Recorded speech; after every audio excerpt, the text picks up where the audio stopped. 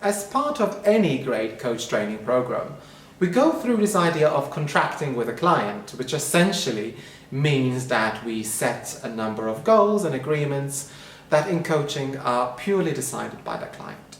Typically, this is done verbally as one of the many ways that we can ensure that the session is always client-led.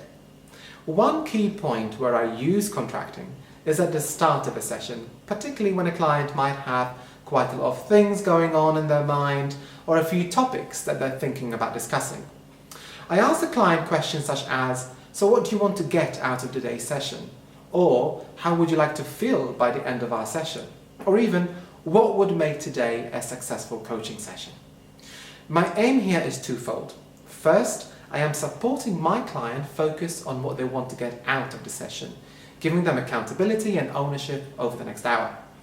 But also, through their answer, it provides me with an understanding of whether they want to work on in-session work or out-of-session coaching work. So let's go to an example to explore this. Imagine you ask a client who has just started a new role what they want to work on in the session.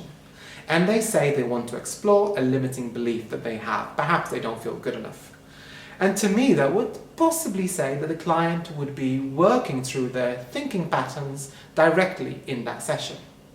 However, picture the same client who says instead they want to identify how they're going to develop a vision for the new team. And in this case, they will use the session to plan what they're going to do outside of the coaching session itself. Who they're going to meet, who the stakeholders are that need to be involved, how they need to behave. Now, can you see there's a difference between the two?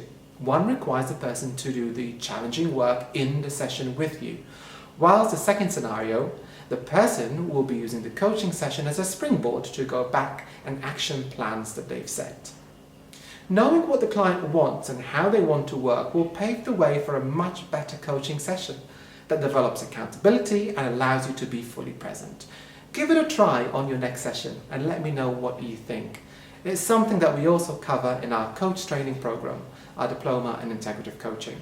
And you can find out more about it using the link in the description or visit our website.